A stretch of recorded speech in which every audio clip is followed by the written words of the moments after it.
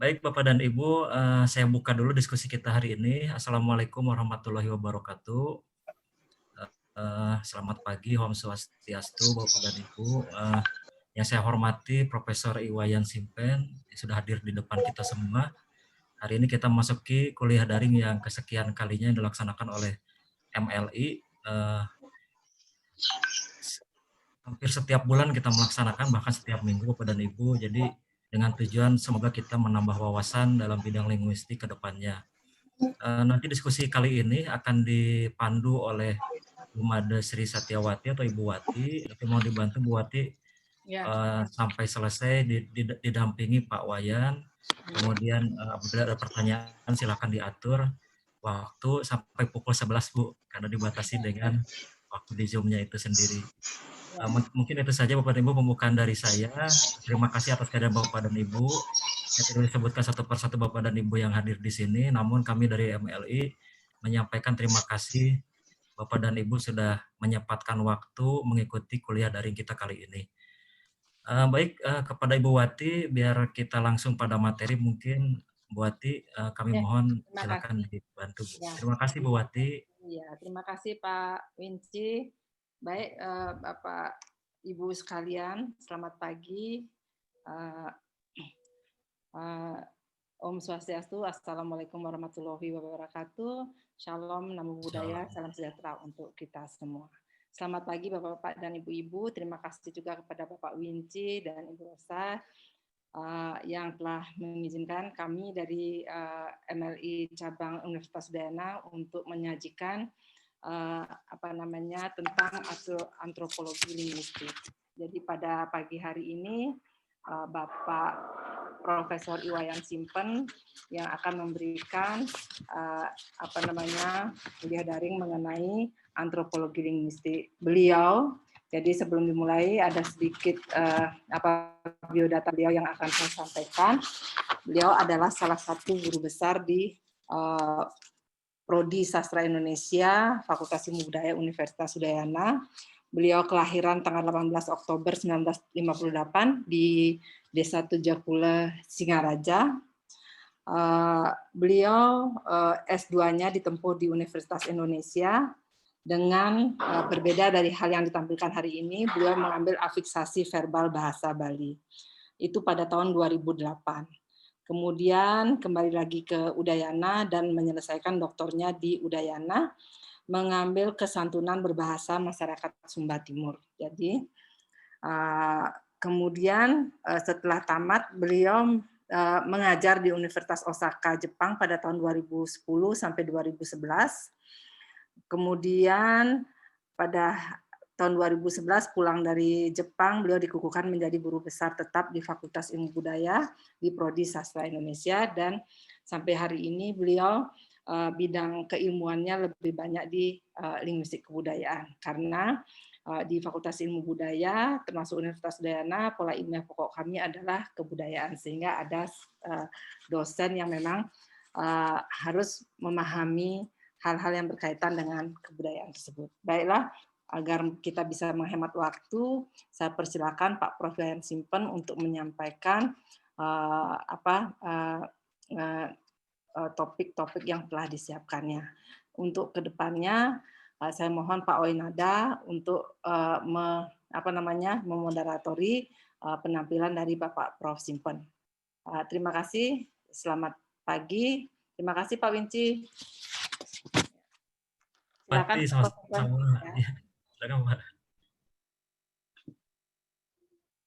Langsung aja Bu. Ya.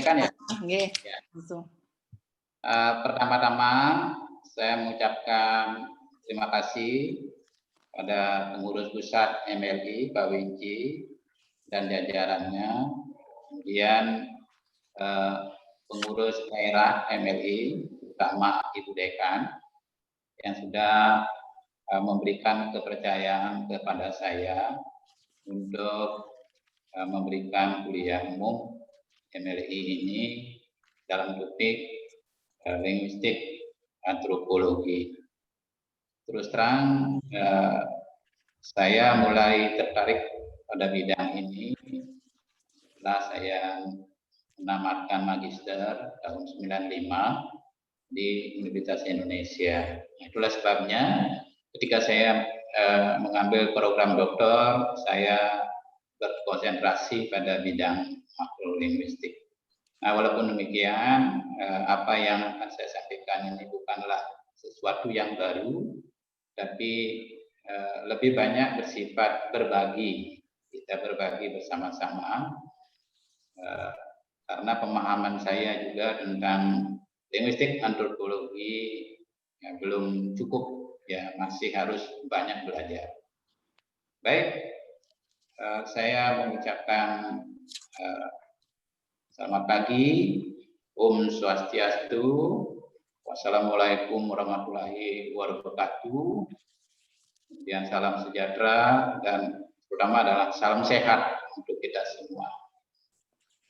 Saya akan membicarakan satu topik yang menurut saya ini sangat unik, terutama dalam kaitannya dengan kebudayaan Bali.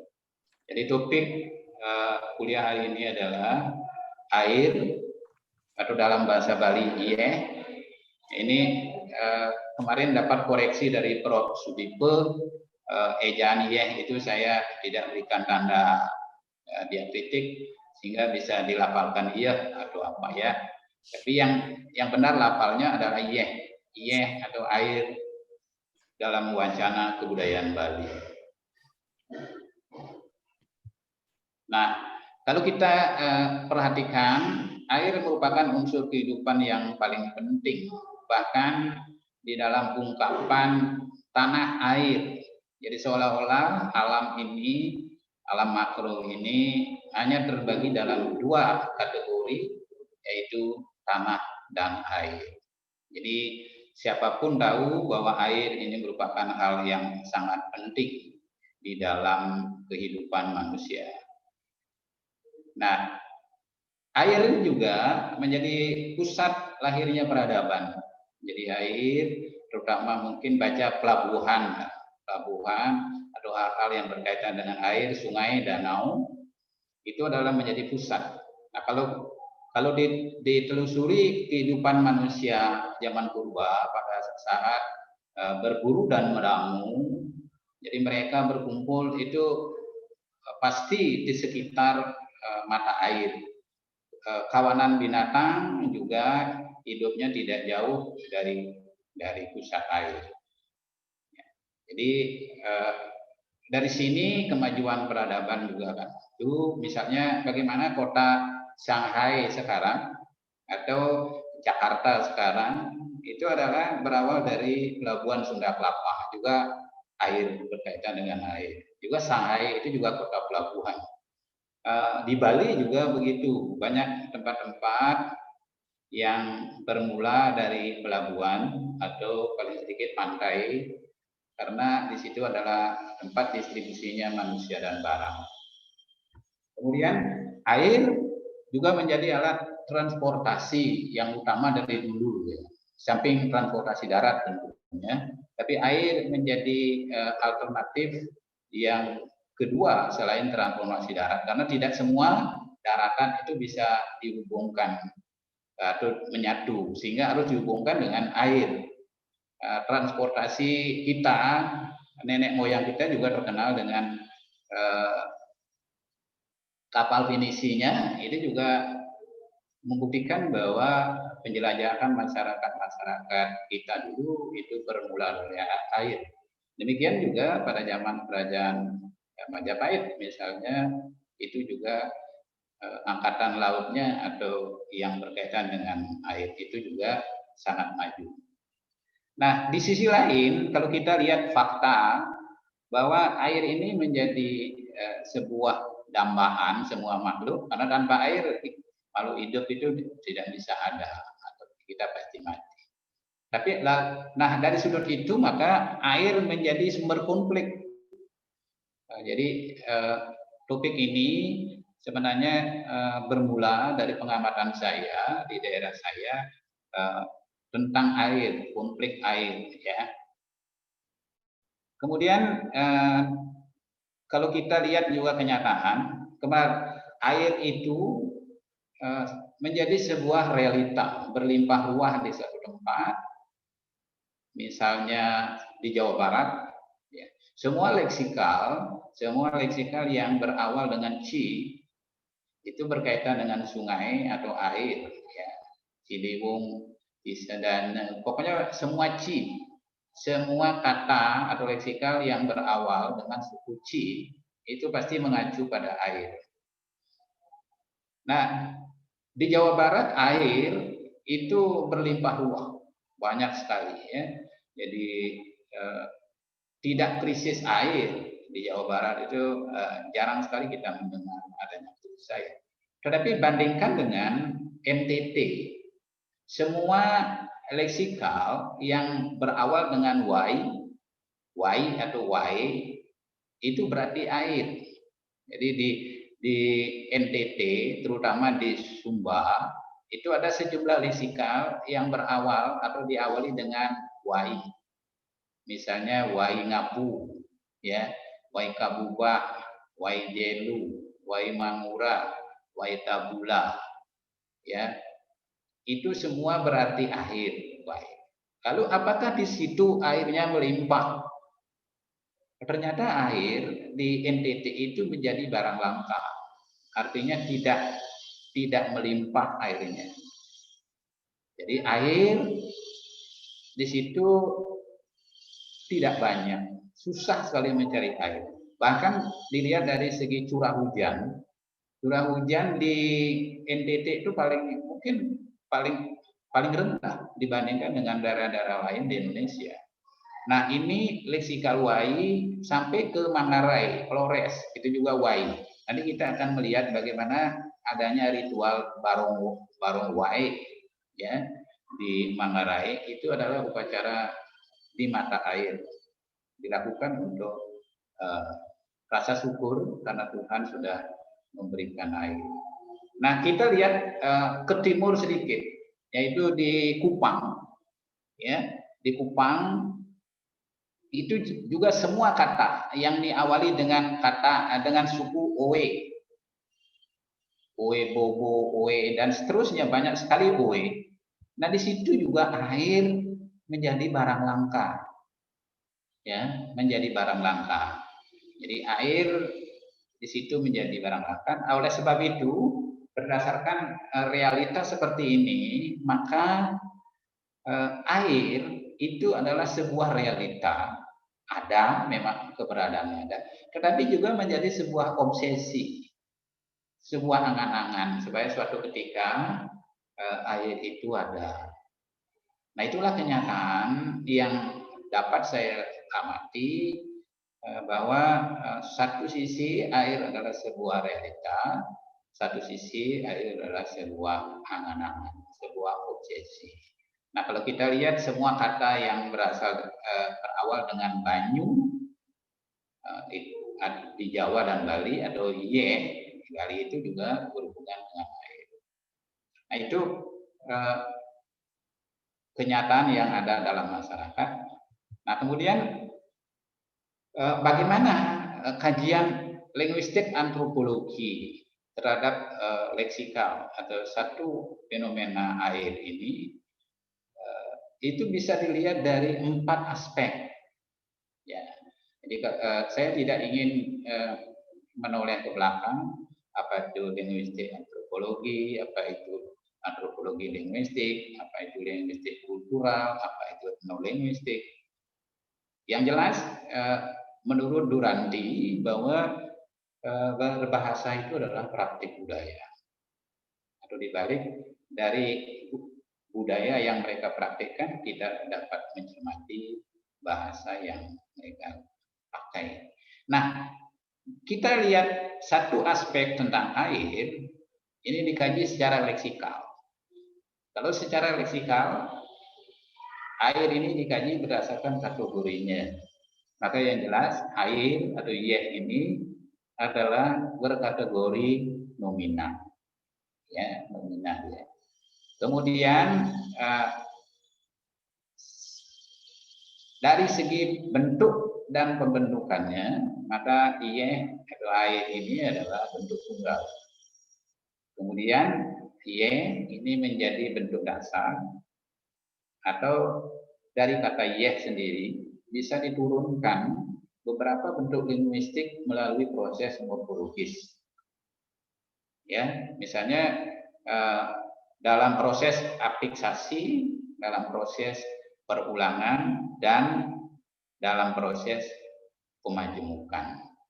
Jadi kalau misalnya di dalam proses afiksasi, misalnya IE atau air itu bisa menjadi bentuk kompleks yehin. Yehin artinya airi. Kemudian ada bentuk ngeyehin, ya. Ada bentuk yehin hanya mengairi.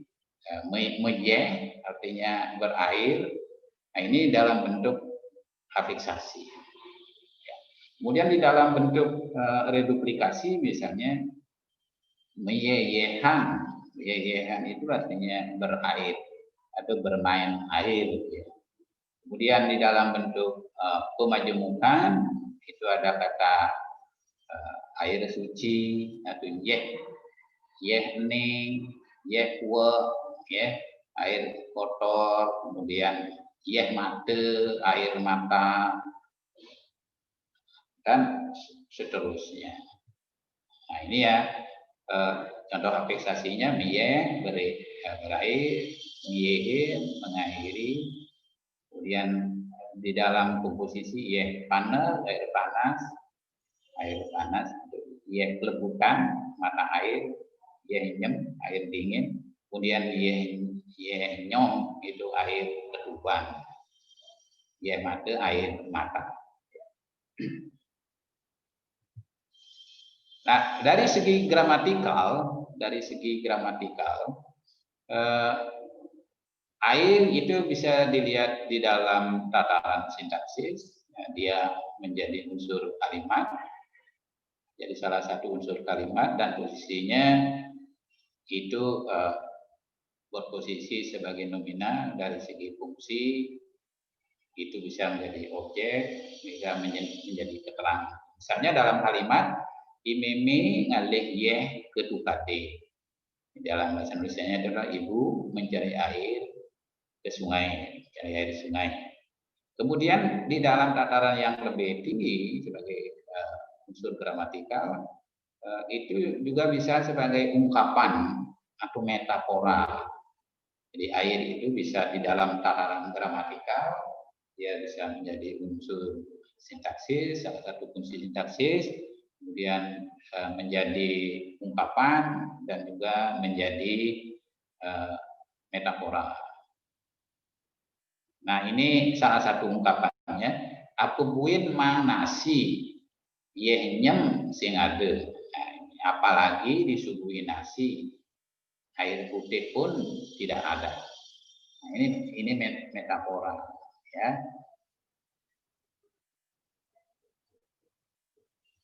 Jadi banyak sekali metafora yang dapat diturunkan dari kata yeh.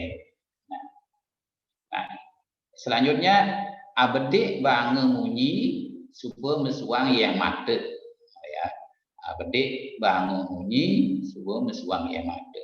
Jadi sedikit saja dinasehati, dia sudah menangis, sudah menangis dia. Nah, ini di dalam tataran gramatikal, maka ada metafora, ada ungkapan, dan juga ungkapan ini tidak hanya ada di dalam leksikal air dalam bahasa Bali, tetapi juga di dalam leksikal lain di daerah lain. Misalnya di Sumba Timur itu ada ungkapan atau moto, matawai amahu pada jarak hamu. Matawai, ya, mata air, ya, matawai amahu pada jarak hamu, itu artinya mata air emas kuda elok. Nah, kalau kita lihat unsur air juga muncul di situ sebagai metafora, sebagai ungkapan yang digunakan moto di dalam membangun daerah Sumba Timur. Jadi itu di dalam tataran gramatikal. Jadi saya ulangi, satu dari segi leksikal kita melihat kategorinya, kemudian dari bentuk dan pembentukan kita lihat apakah leksikal itu bentuk tunggal, kemudian bentuk kompleksnya melalui proses morfologis apa yang bisa dilakukan terhadap leksikal itu. Selanjutnya di dalam tataran gramatikal kita melihat perilaku leksikal itu di dalam tataran sintaksis. Jadi satu konstruksi gramatikal yang khas itu adalah ungkapan, metafora yang digunakan, ya, yang digunakan melalui leksikal itu. Nah, kemudian kajian ketiga itu atau air dari segi tekstual, ya, dari segi tekstual. Kita lihat tekstual ini terutama adanya mitos. Jadi kalau kita lihat masyarakat pedesaan, masyarakat komunal, pertanian dan seterusnya tentu tidak terlepas dari adanya mitos. Ya, jadi mitos ini menurut saya bukanlah omong kosong belaka. Jadi mitos itu bukan omong kosong. Kalau menurut Butters di dalam bukunya mitologi, bahwa mitos itu adalah sebuah bahasa. Jadi bagaimana bahasa itu dimanfaatkan, cara itu dimanfaatkan untuk komunikasi antar generasi. Nah, kalau kita masuk ke perdesaan, banyak sekali yang bisa kita gali tentang mitos-mitos itu.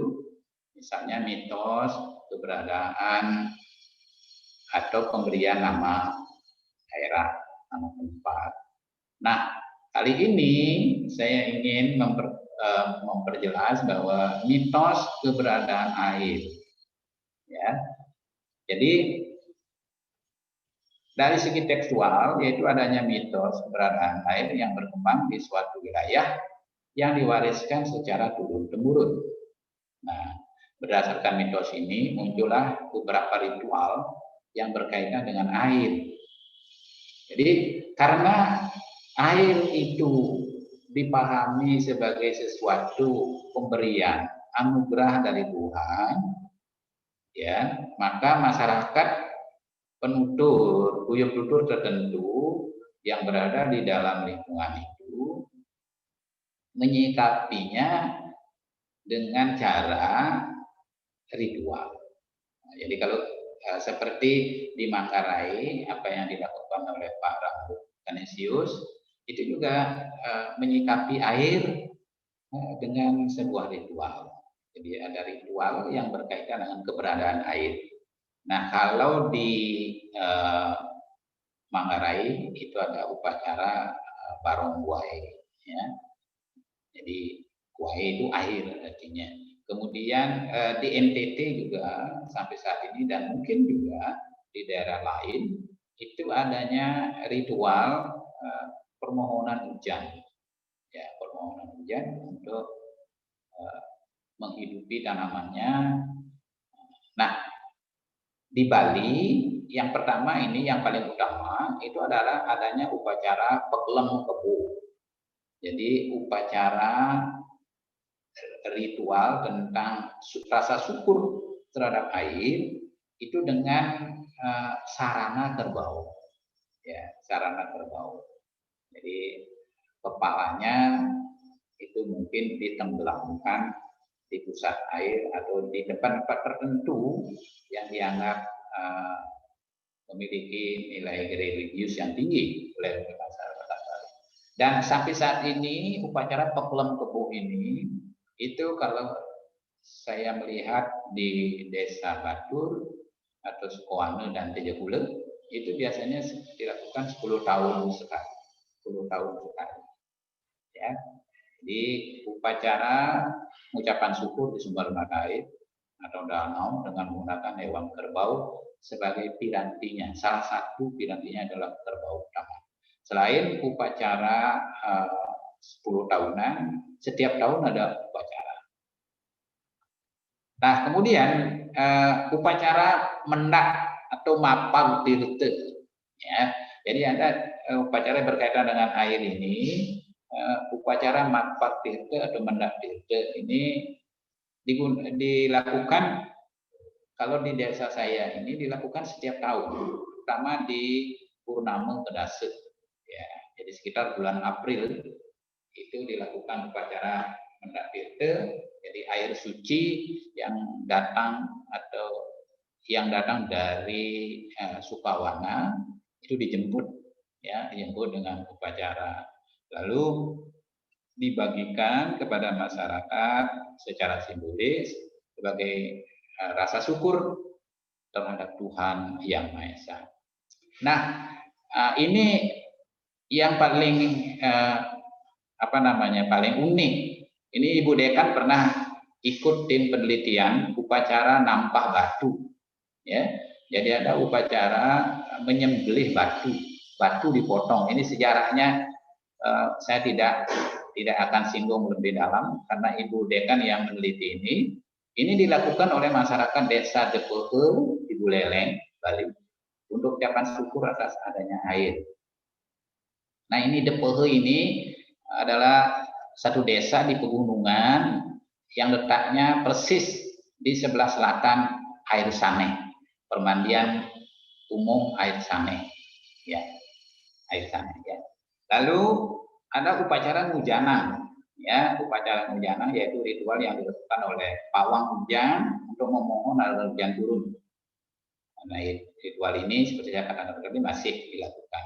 Dan berikutnya ada upacara Barongwai.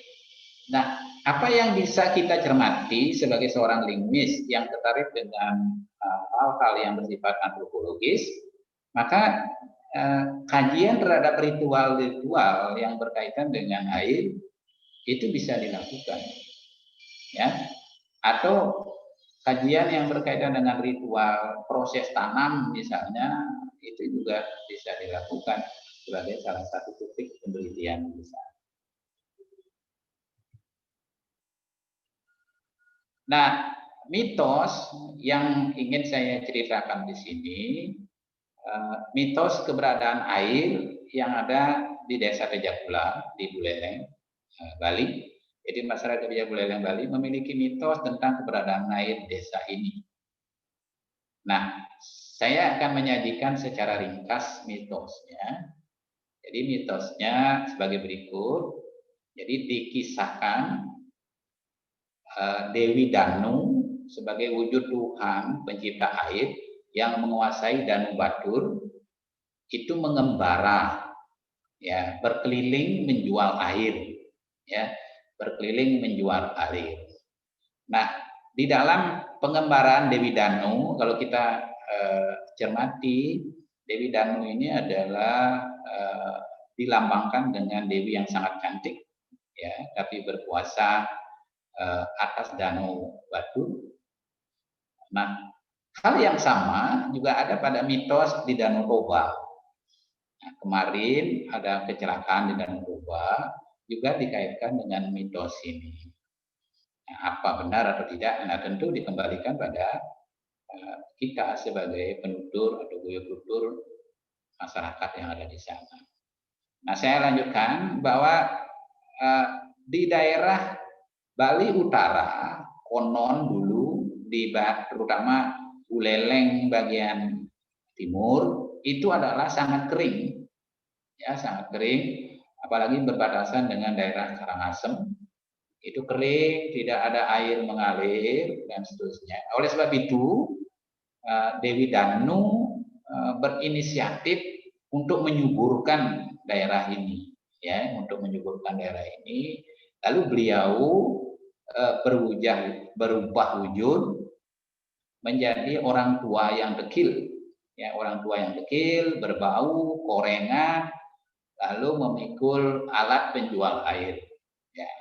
Jadi beliau memulai dari Kecamatan Tejagula wilayah Kecamatan Tejagula paling timur, Tembok, Samirenteng, kemudian Penutukan, itu airnya tidak laku, ya, tidak ada yang membeli air. Jangankan membeli air, melihat orang penjualnya aja sudah menjijikkan. Kemudian tibalah orang tua ini yang menjual air ini di Desa Les, ya, di Desa Les. Lalu di situ airnya laku, ya, laku satu ukuran, satu gelas yang diukur dengan gelas yang dibuat dari bambu. Ya. Di situ laku, tapi karena tidak punya uang masyarakat di situ, maka air itu ditukar dengan parang, ya, parang atau dalam bahasa Bali itu tah parang. Nah, sampai saat ini di Desa Les itu terkenal dengan air terjun air tah, jadi Yehtah, ya. Jadi itu nama air terjun yang sampai saat ini menjadi objek wisata di Desa Les, itu namanya Yehtah, ya. Nah, kemudian perjalanan beliau dilanjutkan ke barat, sampailah di Desa Tejagula, yaitu desa kelahiran saya. Di situ airnya laku, ya, dan sikap masyarakatnya sangat antusias menerima, walaupun penjual air ini adalah tua, dekil, pakaiannya compang-camping dan berbau, tetapi masih dilayani dengan baik. Lalu air yang laku itu adalah 2 kali lipat dari ukuran air yang laku di Desa Tejagula. Nah, singkat cerita, beliau melanjutkan perjalanannya ke barat, sampailah di Desa Bondalem. Jadi tahun 70-an, 80-an Bondalem itu sangat terkenal dengan jeruknya. Tapi di situ beliau mendapat perlakuan yang tidak enak, ya, tidak enak, dicaci maki, diludahi, dilempari batu dan seterusnya, ya, sehingga orang tua ini kesal. Lalu orang tua ini mengutuk, kalau kamu memerlukan air, kamu akan bersusah payah. Ya. Dan singkat cerita, memang di Bondalem beberapa tahun sebelum ini sumurnya itu sampai 30 meter sumur gali, itu belum ada sumur bor. Itu sangat susah akhirnya Desa Bondalem. Dan sampai saat ini pada umumnya, saya katakan pada umumnya, karakter masyarakat Bondalem dan masyarakat Tejagula itu memang berbeda. Ya. Nah, perjalanan orang tua penjual air ini dilanjutkan ke barat. Tidak ada yang menoleh, tidak ada yang menghiraukan. Beliau sudah mulai jengkel, kesal. Kemudian dengan marah sehingga airnya itu tumpah. Airnya tumpah itu di pinggir laut, yaitu di Ponjok Batu. Ya. Sampai sekarang di Ponjok Batu itu mata airnya besar sekali. Yang muncul kalau pasang surut, itu air yang bagus sekali muncul di situ. Nah, sampai ke barat terus semakin kesal airnya berceceran. Jadi sepanjang jalan sebelah barat Ponjok Batu itu banyak mata air. Nah, puncaknya itu adalah di Air Sane. Nah, tadi saya katakan bagaimana DPH itu upacara nampah batu, memotong batu, menyembelih batu itu sebelah selatan Air Saneh. Nah, di Air Saneh itulah penjual air ini membanting semua piranti penjual airnya. Habis di situ. Ya, itulah sebabnya konon sampai saat sekarang itu Air Saneh menjadi pusat air yang paling besar. Ya, inilah yang dimanfaatkan kemudian oleh masyarakat Buleleng, khususnya Buleleng Timur, untuk sumber mata air bersih. Jadi itu sampai di situ mitosnya selesai, penjual air. Nah, ternyata mitos utama tentang penjual air ini melahirkan mitos turunan, ya, mitos turunan yaitu mitos pencurian air. Masyarakat Tejakula memiliki air karena membeli 2 bagian dari air yang dijual oleh penjual tadi. Tetapi Desa Bondalem tidak punya air. Apa yang dilakukan? Konon, menurut kepercayaan Bali, ide Betare atau kita sebut Tuhannya orang Bondalem itu punya inisiatif untuk mencuri air, ya, mencuri air. Nah, mereka, padahal posisi Desa Bondalem ini adalah di sebelah barat Bubuk Hitam, Desa Tejakula. Lalu pada tengah malam wujud Tuhan ini mencuri air, ya, mencuri air dengan cara memotong bukit yang ada di sebelah barat Desa Tejakula, sehingga bisa mengalirkan air yang ada di Tejakula. Nah, sampai saat ini tempat itu namanya ceking, ya. Ceking artinya hampir putus, ya, dalam bahasa Indonesia itu. Ternyata tempat itu dipotong dulu. Ketika habis memotong, ketahuan, ya, dipergoki oleh ide Betare yang ada di Tejakula. Lalu di sana terjadi pertempuran dengan mengadu kerbau. Ya, jadi ide Betare Bondalem itu menggunakan kerbau betina besar, sedangkan ide Betare yang di Tejakula menggunakan anak kerbau. Singkat cerita, pertempuran 2 kerbau ini justru anak kerbau itu menang. Karena dia terus merangsek ingin menyusui, ya, sehingga induk kerbau yang besar ini kalah. Nah, mitos turunan ini ternyata berimplikasi sosial. Kenapa? Karena dari dulu ternyata warga Desa Bondalem dengan warga Desa Tejakula itu tidak pernah akur. Hal-hal kecil bisa menjadi konflik horizontal, jadi tawuran. Ya, puncaknya tahun 97 itu perang besar antara warga Tejakula dengan warga Bondalem yang merenggut dua nyawa dan beberapa luka-luka. Ya. Setiap ada pertandingan sepak bola dulu pasti terjadi perkelahian kalau yang bertanding Tejakula dan Bondalem. Ya, nah itu mitosnya karena mereka menganggap, terutama masyarakat Bondalem, ide Betare aja bermusuhan, apalagi kita. Nah itu kan sekarang bagaimana sikap kita menyikapi mitos itu? Apakah hal-hal negatif seperti itu kita kembangkan atau kita malah sikapi dengan bijaksana? Nah ini yang sampai saat ini mudah-mudahan karena perkembangan pendidikan 2 desa ini, masyarakat sudah maju, mudah-mudahan konflik selanjutnya tidak akan muncul. Mudah-mudahan, ya, mudah-mudahan. Tapi itu sebelum tahun 2000-an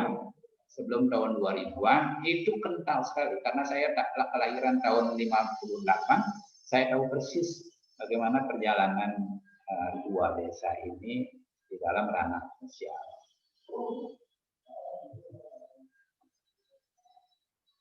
Nah, itu yang bisa saya ceritakan.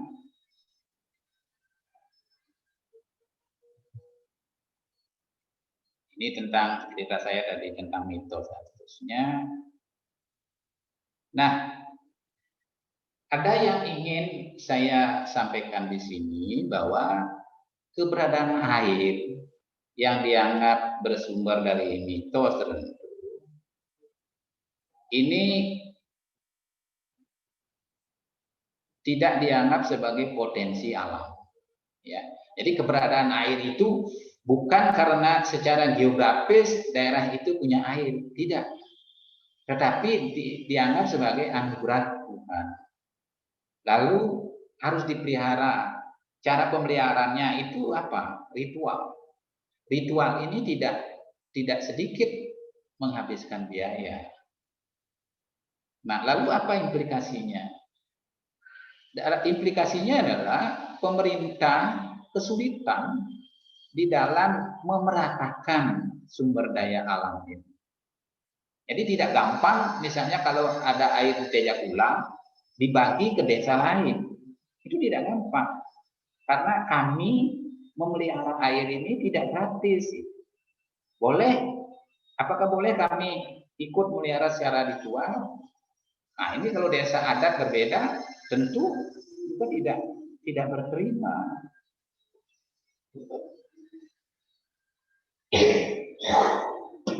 Nah, itu yang hal-hal negatif yang terjadi, ya. Jadi air karena dikelola secara adat dan itu ritual dan itu banyak biaya dan tidak semua orang bisa melakukan, hanya masyarakat tertentu aja atau blok desa tertentu aja, ya. Jadi itu yang membuat bahwa air ini tidak dianggap sebagai sumber alam yang berdasarkan Undang-Undang Dasar bumi dan air dikuasai negara dan dimanfaatkan sebesar-besarnya untuk kesejahteraan rakyat. Sulit, ya. Saya melihat kenyataan itu di Bali. Sekarang yang menjadi gubernur adalah Pak Koster, berasal dari Sembiran. Sembiran itu tidak punya potensi air. Pernah dilakukan usaha untuk membuat PAM PDAM itu melalui mata air yang ada di Tejakula. Terjadi konflik masyarakat tidak terima, segerombolan masyarakat berangkat ke atas dan seterusnya. Nah, saat ini juga terjadi pembicaraan karena Desa Subaya sebagai penyangga atau yang menjadi pusat keluarnya mata air yang ada di Tejakula itu memanfaatkan air sebagai potensi pariwisata. Demikian juga Kutuh di sebelahnya. Ya, jadi ini tidak gampang. Itu risikonya. Tapi sebenarnya bisa ada mediasi, ya, ada mediasi pembicaraan masyarakat antar desa. Nah, sebenarnya Desa Tejakula ini juga bagian dari Desa Sukawana, ya, seperti yang ada di Bangli. Nah, itu sejarahnya panjang, bagaimana sumber-sumber politik yang ada di Dula, Pacung, Semiran, dan seterusnya itu membuktikan bahwa pusat-pusat peradaban Bali Kuna itu tersebar di situ. Jadi sekali lagi mitos air, bahwa mitos secara tekstual yang berkaitan yang diturunkan secara lisan. Lalu mungkin ada pertanyaan atau di dalam benak Bapak dan Ibu, bagaimana mitos ini menjadi kajian linguistik antropologi. Jadi tradisi lisan atau sastra lisan menurut Pak Sibarani itu juga cocok sekali dikaji secara linguistik antropologi, atau menurut istilah beliau adalah antropolinguistik.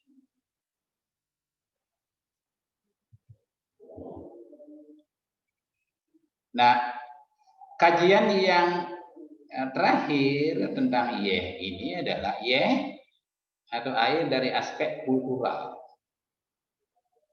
Jadi apa yang dilihat secara kultural, secara budaya itu sejumlah istilah itu muncul khusus di dalam konteks budaya. Misalnya ada tirte. Tirte itu juga air. Nah, kalau kita lihat dari segi semantik, maka Yeh itu adalah makna konseptual, ya, makna konseptual atau makna denotatif. Maka selain ye itu adalah makna konotatifnya, ya, makna konotatifnya yaitu makna konseptual yang mendapat tambahan atau anasir-anasir budaya, sikap masyarakat dan seterusnya. Nah, itulah sebabnya muncul leksikal tirte. Jadi ye berbeda dengan tirte secara budaya, ya, karena tirte ini melalui proses. Jadi tidak semua ye disebut tirte. Jadi istilahnya air yang sudah di blessing, ya, atau yang sudah diberkati melalui inisiasi, dan di sini terlibat siapa yang boleh melakukan itu, lalu di mana melakukan itu, dengan cara apa melakukan itu, bersama siapa melakukan itu, berapa lama melakukan itu, kapan melakukan itu, sehingga aktivitas yang berkaitan dengan ye ini menjadi tirte. Nah, kalau kita lihat di Bali bahwa setiap upacara selalu memanfaatkan air. Nah, air itu bukan air sembarangan. Ketika selesai upacara, maka masyarakat diperciki air itu disebut tirte. Ya. Lalu bagaimana dengan toye? Ya. Jadi kata toye sendiri berbeda dengan tirte. Kalau tadi tirte itu melalui inisiasi, melalui proses blessing, pemberkatan dan seterusnya. Tapi kalau toye itu berkaitan dengan siapa yang berbicara, di mana dia berbicara, kepada siapa yang berbicara. Jadi pembicara ini mengikuti prinsip speaking Belheims. Jadi siapa yang berbicara. Nah, kaitan toye ini itu relevansinya berkaitan dengan penutur dan petutur. Apabila penutur berstatus rendah berbicara dengan petutur berstatus tinggi atau brahmana, karena Bali sampai saat ini mengenal triwangsa atau kasta. Itu di dalam kehidupan sehari-hari masih tampak, terutama di dalam perilaku berbahasa.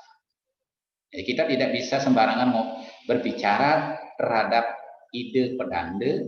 Nah, Sulinggih dalam agama Hindu yang tertinggi itu mengatakan ratu perande tiang ide yeh. Nah, tidak mungkin itu.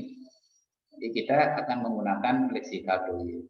Itu perande tiang yang ini mas toye.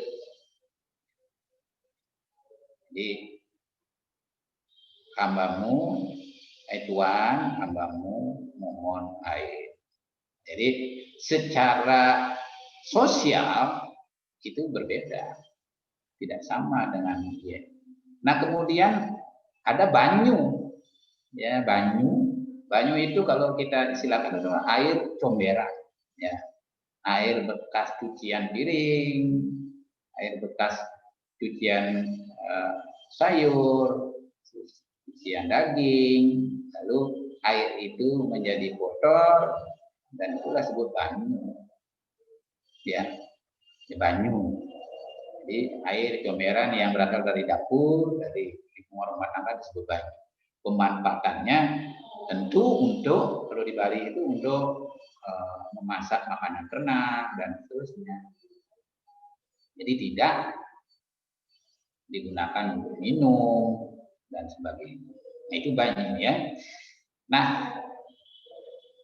tirte di dalam kaitannya lebih luas itu muncul dalam kaitannya dengan tirte pengentas, ya.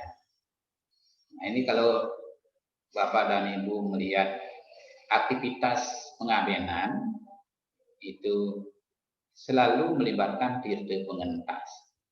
Yang dari segi etimologis berasal dari tas, artinya lepas, ya. Jadi tirta atau air suci yang berfungsi untuk melepaskan hubungan manusia secara rohani masuk ke manusia, dari manusia duniawi ke rohani. Jadi memutus hubungan, rantai hubungan antara manusia nyata dengan menyatu dengan Yang Maha Kuasa. Lalu juga ada tirta penglebur.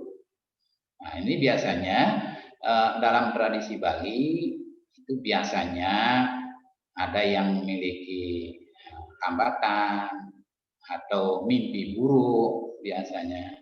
Nah, ini dibersihkan dengan tirta atau air penglebur ini yang dilakukan oleh orang tertentu juga.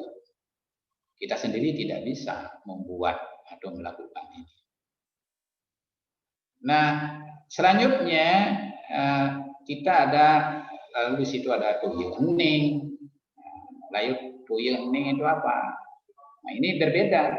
Secara budaya banyak itu air juga sebenarnya. Tapi air apa? Air mayat. Itu bahasa Bali disebut banyak. Ya. Jadi kalau mayat zaman dulu itu tidak ada pengawet seperti sekarang, disuntik dengan formalin atau diberikan es kering atau dry es atau es biasa, maka jenazah atau mayat manusia itu akan mengeluarkan air. Nah, air itu disebut banyak, ya. Jadi tidak disebut air biasa itu. Ya. Kemudian ada tengguli. Nah, kalau buah yang matang atau rawon itu mengeluarkan air di sarangnya, itu disebut tengguli, madu, ya madu. Ya, kemudian dari proses fermentasi membuat ape misalnya keluar air juga.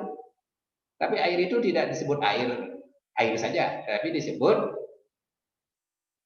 rem misalnya, ya, disebut rem. Nah, kalau kita kembali telusuri kata berem sendiri, ya, kata berem sendiri itu ternyata air yang sangat istimewa. Ya, tidak sembarangan orang minum berem zaman dulu. Ya. Jadi berem ini menjadi minuman istimewa orang-orang yang punya kemampuan ekonomi yang tinggi. Ya, jadi berem. Jadi belum ada whisky zaman dulu, belum ada anggur merah, belum ada bir. Jadi berem ini menjadi nomor satu. Kalau kita lihat bagaimana proses berem itu, air tape itu, ya. Sampai sekarang kan upacara juga menggunakan berem, ya, menggunakan berem sebagai tabuhan. Lalu peluh, keringat, ya, air juga itu kan. Jadi secara budaya itu berbeda. Jadi ada peluh, lalu ada pos air liur itu, yang mana ada pos, ada cowok. Kalau pos ini mungkin sengaja kita keluarkan, tapi kalau cowok ini itu biasanya muncul ketika secara tidak sadar pada saat kita tidur. Ya, sangat lelap, maka keluarlah air dari sudut bibir kita. Itu yang disebut dengan cowok, ya. Teteh, lagi juga air itu. Air juga teteh. Apa itu? Adalah proses ketika proses mengunyah, ya, keluar air, atau ketika babi itu sedang galak misalnya, dia buka mulutnya sehingga mengeluarkan buih mulut itu, disebut teteh. Ya, teteh itu disebut teteh. Ya. Ya.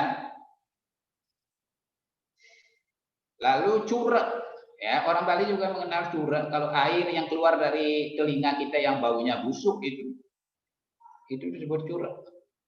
Ya, curek. Lalu ada kuah. Kuah itu air sayuran. Ya, kalau kita membuat sayur, kalau ada airnya itu disebut kuah. Jadi ada kuah rawon, kuah gulai, kuah soto, dan seterusnya.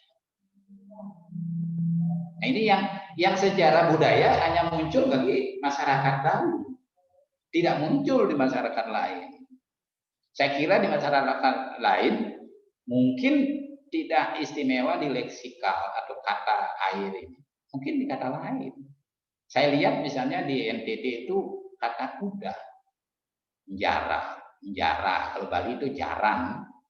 Ini memiliki konteks budaya yang sangat dalam, kata kuda sendiri. Tergantung mengapa demikian. Nah, itu ceritanya panjang. Tugas Bapak Ibu nanti yang tertarik terhadap leksikal kuda dalam konteks linguistik antropologi itu bisa menjelajahi mengapa kudanya begini, bentuknya begini, disebut kuda apa, lalu begini disebut apa perlengkapan kuda dan seterusnya. Itu urusan nanti ya, urusan nanti kalau Bapak dan Ibu tertarik. Jadi banyak sekali. Ini saya hanya beberapa saya tampilkan sini. Mungkin kalau Bapak Ibu melihat di full papernya, di paper lengkapnya itu ada. Tapi juga masih terbatas karena masih dalam bentuk paper.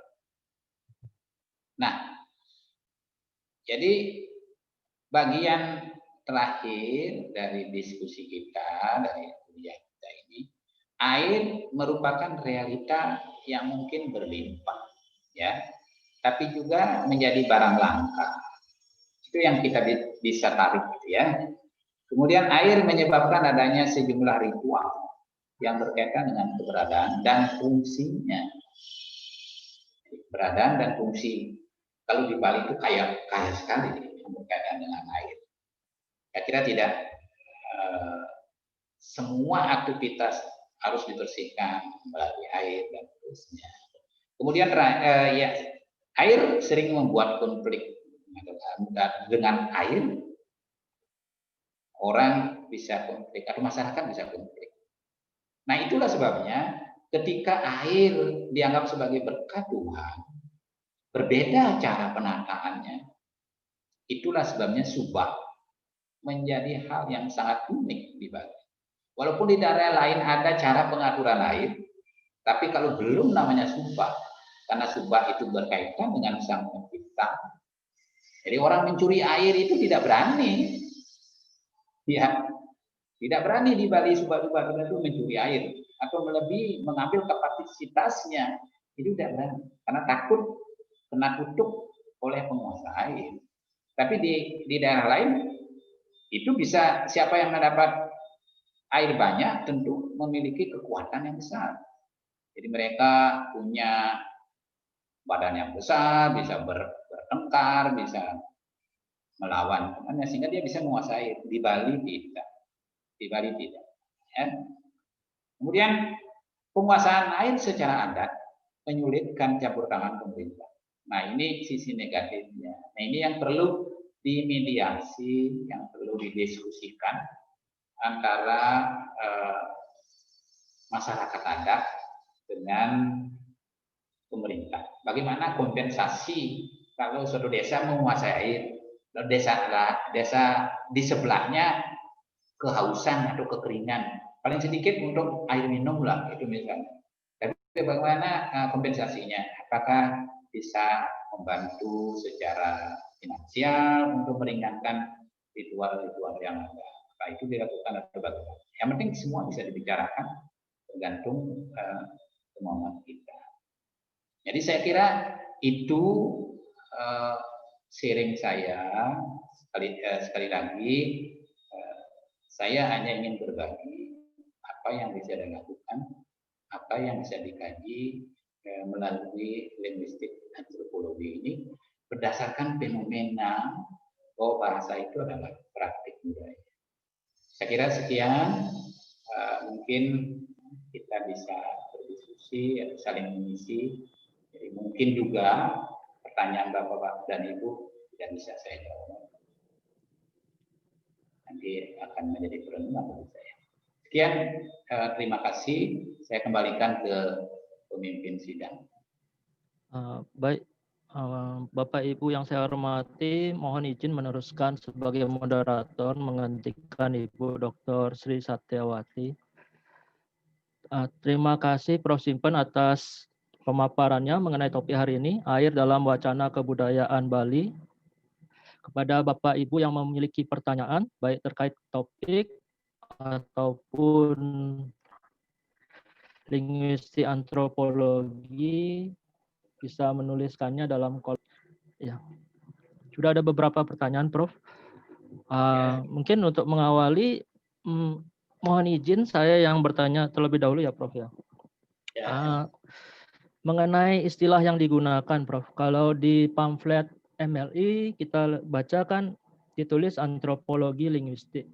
Sedangkan kalau pemaparan Prof. Simpan tadi menggunakan istilah linguistik antropologi. Apakah ada beda antara antropologi linguistik dan linguistik antropologi? Demikian, Prof. Terima kasih. Terima kasih Pak I Gede Winanda. Ini sebenarnya berdasarkan kaidah bahasa Indonesia. Kaidah bahasa Indonesia sebenarnya susunan kata itu menentukan maksud. Ya, menentukan maksud. Karena saya berkecimpung di dalam bidang linguistik, maka saya mengutamakan kajian itu. Jadi, nah itulah sebabnya saya memberikan judul atau memberikan tajuk linguistik antropologi. Jadi, utamanya adalah linguistiknya dulu, bukan antropologinya. Karena saya bukan antropolog, saya linguis. Mungkin kalau antropologi atau antropolog yang melihat atau yang mengkaji, maka dia akan mengawali dengan antropologi linguistik. Jadi ini hanya masalah penekanan, ya, masalah penekanan. Walaupun secara faktual mungkin akan tekanannya berbeda, kita berbeda tekanannya. Jadi saya mengutamakan apa yang bisa dilakukan linguis terhadap fenomena budaya. Itu intinya. Itulah sebabnya saya melihat dari 4 aspek, yaitu aspek leksikal, gramatikal, tekstual, dan kultural. Jadi itu jawaban saya, mudah-mudahan bisa memberikan pencerahan. Terima kasih Pak Winanda. Terima kasih Prof. Simpan. Sampai saat ini sudah ada 3 pertanyaan yang masuk di kolom chat. Mohon izin menayangkan slide. Jadi yang pertama dari Ibu Harsiah. Izin bertanya Prof, mohon dijelaskan kembali tentang pernyataan air menjadi pusat lahirnya peradaban. Silakan Prof. Simpan. Air menjadi pusat lahirnya peradaban.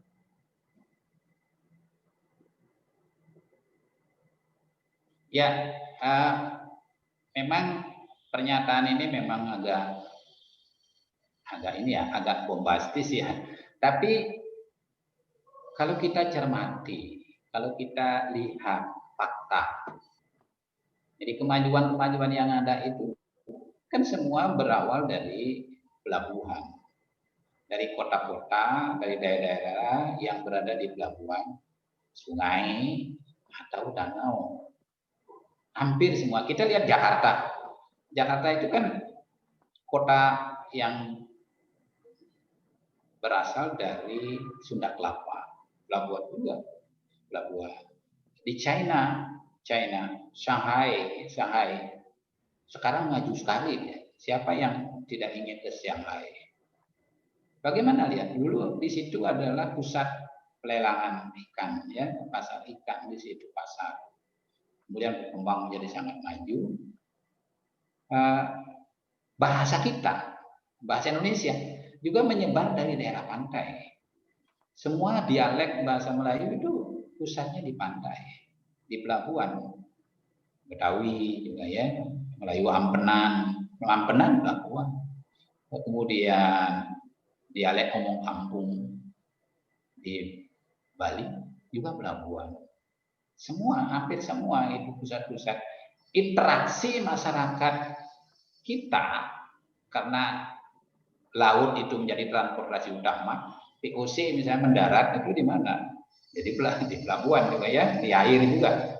Atau di masyarakat Buleleng kalau kita lihat Bali berinteraksi dengan orang asing pertama itu di Buleleng. Buleleng itu pelabuhan.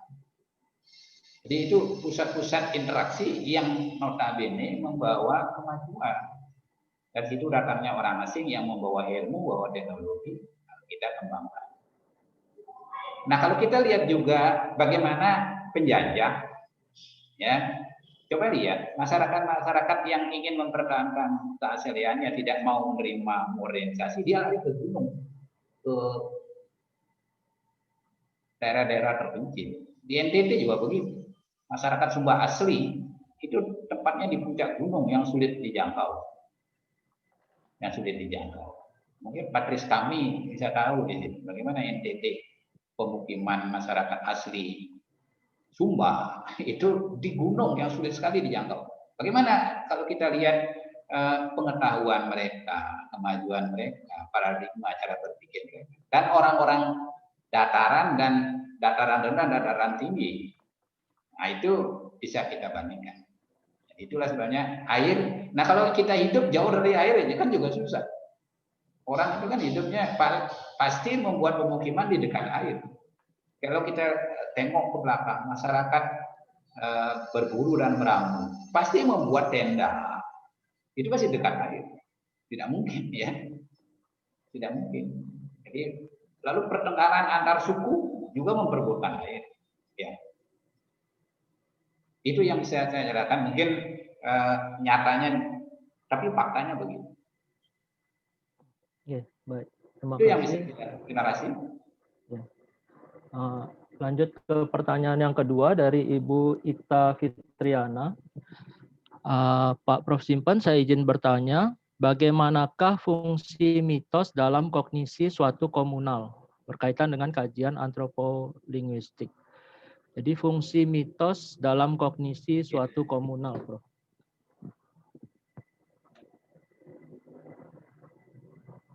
Ya, terima kasih dari Ibu Ita Fitriana. fungsi mitos itu sebenarnya memprime, ya, membentuk pola pikir masyarakat yang punya mitos itu. Seperti saya katakan tadi, bagaimana keberadaan air itu dikaitkan dengan mitos. Air itu kan tidak muncul karena di hulu ada pohon rindang, ya, mengeluarkan mata air, tidak. Ini anugerah Tuhan. Kalau orang Bali ini Pak Ican ide bedare. Anugerah Tuhan ini. Karena ini anugerah Tuhan, bukan anugerah manusia. Ya. Mungkin anugerah alam dalam wujud Tuhan, itu biasanya cara berpikir masyarakat komunal itu wujud Tuhan, maka perlu dipelihara. Bagaimana cara memeliharanya? Bagaimana cara memeliharanya? Dilakukan ritual, ya. Jadi kognisi mereka itu dipenuhi dengan hal-hal yang sifatnya supranatural. Jadi tidak semua bisa dibereskan, tidak semua bisa dipecahkan melalui akal sehat, ya, melalui akal sehat. Jadi itu semua dikembalikan ke kemahakuasaan Tuhan. Apalagi masyarakat Bali, ya, yang memiliki konsep kosmologi Trihitekarana, ini kental sekali.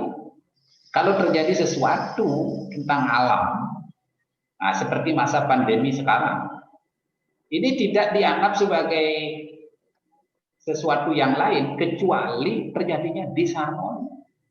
Jadi cepat sekali masyarakat Bali menganggap ini pandemi atau virus COVID-19 ini bukan apa-apa, tapi karena kemarahan Tuhan.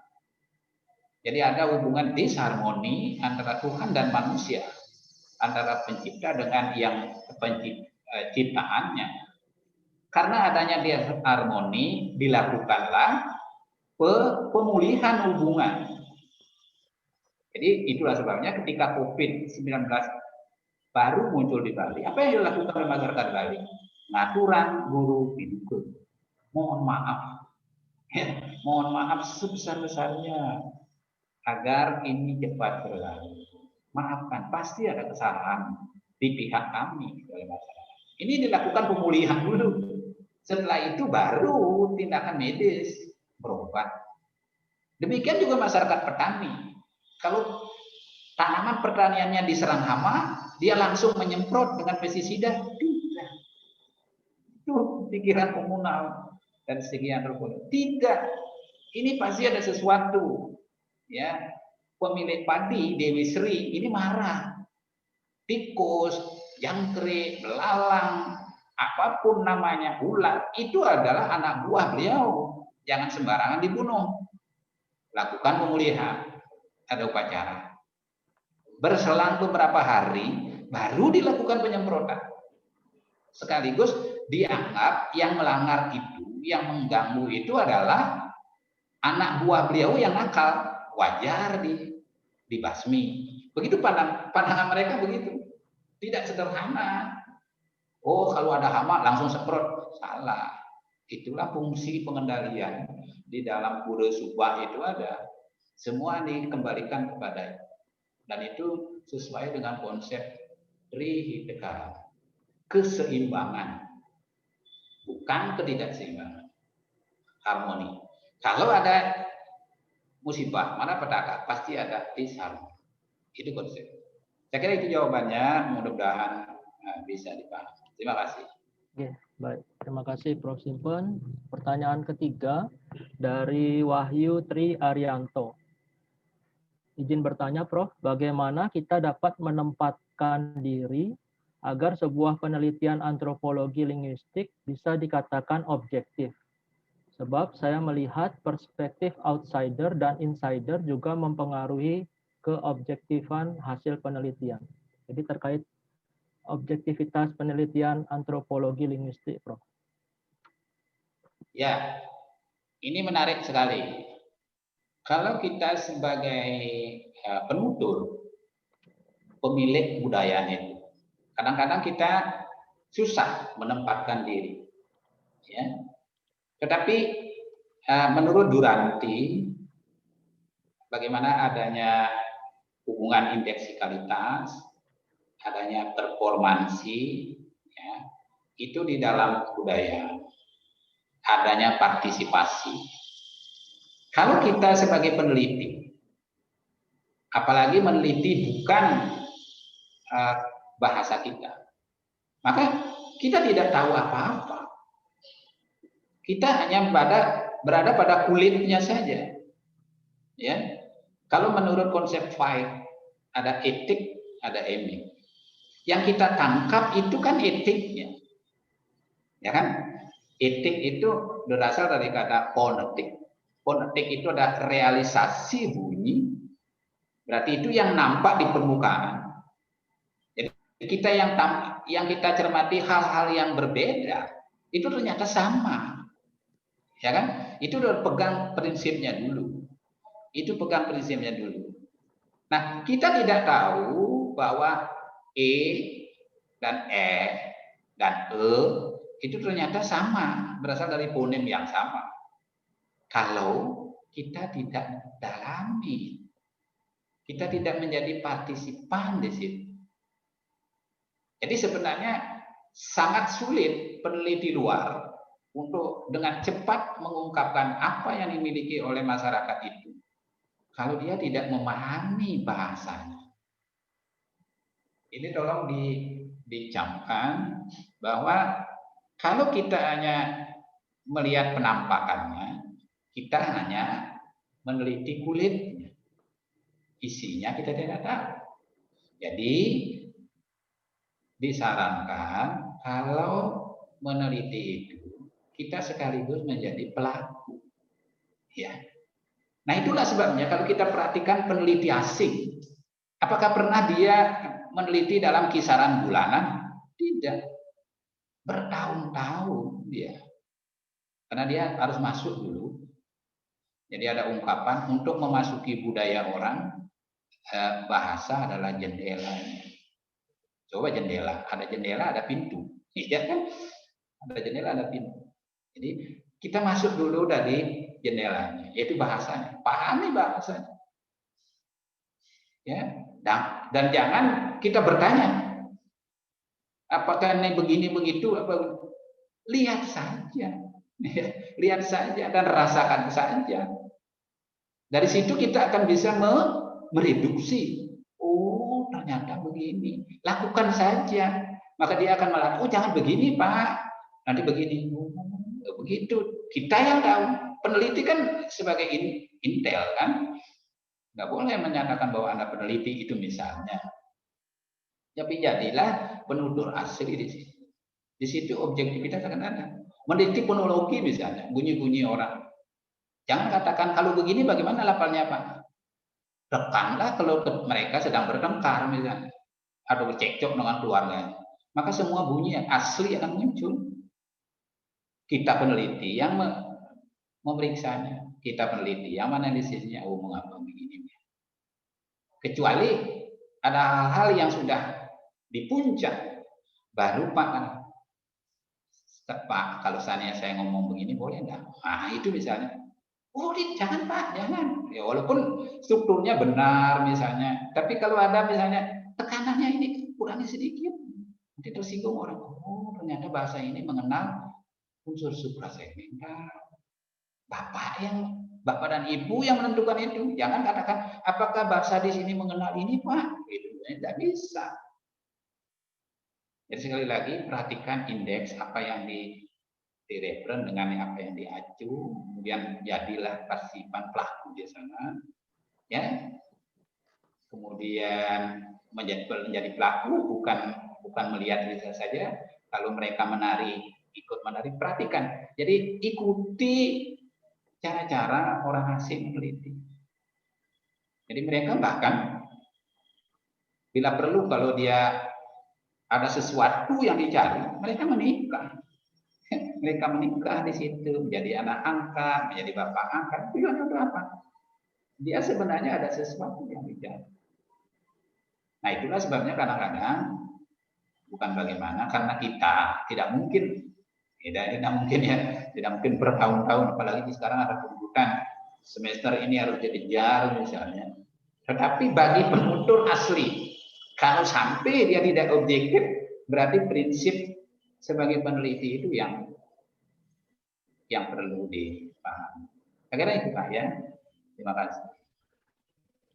Baik, terima kasih Prof. Simpan. Selanjutnya pertanyaan dari Bapak Antonius Kato. Mohon izin bertanya, dari aspek linguistik, apakah ada pertentangan secara fungsional? Karena unsur leksikal yang muncul secara budaya berbeda dengan unsur leksikal yang digunakan oleh pemerintah secara sosial. Jadi apakah ada pertentangan secara fungsional? Pak Prof. Pak Antonius Kato mungkin sekarang sudah menyelesaikan disertasinya ya. Ini ada beberapa kata yang muncul secara kontekstual di dalam tataran adat saja, ya, di dalam tataran adat saja. Dan itu kalau leksikal itu muncul dalam tataran tertentu, pasti dia punya muatan tertentu, punya maksud tertentu, dan punya fungsi tertentu. Nah, kalau pemerintah kan menggunakan secara formal saja yang bisa mewakili semua. Tentunya makna kata yang kita gunakan itu tidak mengkhusus. Nah, oleh sebab itu sebelum pemerintah secara formal menggunakan istilah-istilah, tentunya harus memahami dulu atau paling sedikit berdiskusi dulu. Apakah kata ini misalnya persis sama atau tidak? Karena misalnya kata denda yang dikenal oleh pemerintah, yang dikenal oleh masyarakat umum, ya, itu tidak sama dengan denda dalam bahasa Bali. Ya, dengan denda bahasa Bali itu tidak sama, karena punya muatan sosial dendanya. Jadi kalau denda secara umum, secara formal itu kita bayar selesai. Tetapi kata denda dalam bahasa Bali, kerampas misalnya, atau denda. Itu tidak cukup. Dibayar selesai, tidak. Ya. Misalnya ada arahan, ada edaran bahwa anggota masyarakat adat ini mengeluarkan ini, dan uang sekian. Nah, kalau kita sebagai anggota masyarakat adat tidak melakukan itu, maka kita dirampas, didenda. Rampasannya tidak cukup dengan menyerahkan uang selesai, tidak. Karena apa? Ketika ada rampasan atau ada masyarakat yang membandel tidak bayar itu dilaporkan secara niskala. Dilaporkan kepada Tuhan, begitulah kasarnya. Bahwa ini dia tidak taat dan sebagainya. Barangkali juga di situ ada permohonan hukum. Itu baru secara supranatural, belum lagi secara sosial. Ditunjuk, dipanggil dan disuruh duduk di balai desa adat. Itu yang nilainya berlipat-lipat. Nilai kerugian kita kalau sampai kita dipanggil oleh aparatur adat. Kalau kita terlambat membayar kredit lalu kena bunga, kan selesai urusannya saya dengan kasir aja, saya bayar selesai, tidak ada. Karena hubungan saya dengan nasabah juga sama, mungkin dia juga kreditnya lebih besar dan sebagainya. Tapi desa adat tidak. Ya, jadi jelas berbeda. Harus dipahami kata apa yang digunakan supaya tidak secara fungsional itu bertentangan dan mengusik harga diri masyarakat. Itu Pak Antonius, mudah-mudahan diserasi Pak segera selesai. Ya. Ya, terima kasih Prof. Simpan. Berikutnya pertanyaan dari Bapak Patris kami. Mohon izin bertanya, Prof. Terkait dengan mitos turunan.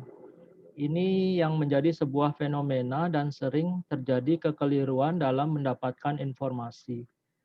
Bagaimana secara antropolinguistik kita bisa mendapatkan informasi sebenarnya? Misalnya di NTT, mitos menjadi fenomena menarik. Mohon penjelasannya, Prof. Jadi mitos turunan. Ya, terima kasih Pak Patris kami. Ini juga bimbingan saya. Mudah-mudahan Pak Patris segera ya. Ini ada kesempatan untuk segera. Saya mohon beberapa bulan lagi Pak bisa diselesaikan ini. Mitos itu bahasa. Ya, kalau menurut Beders itu mitos sebuah bahasa. Sekarang bagaimana? Apa yang dikomunikasikan oleh si pembuat mitos? Di situ harus ada pemahaman, di situ harus kita cermat, kita harus bijaksana, apalagi karena selama ini kan kebenaran mitos dianggap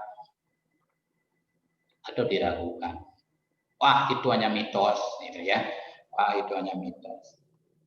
Tapi yang jelas kita lihat apa yang ingin dipesankan oleh mitos. Itu yang kita tekankan, itu yang kita cari. Jangan mempertajam hal-hal yang membuat kita bertengkar, hal-hal yang membuat kita berbeda. Cari bersama.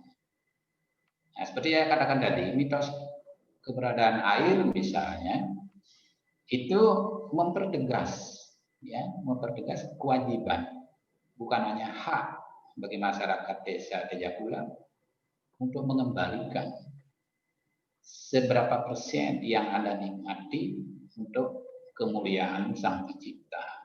Itu intinya, itu hakikatnya.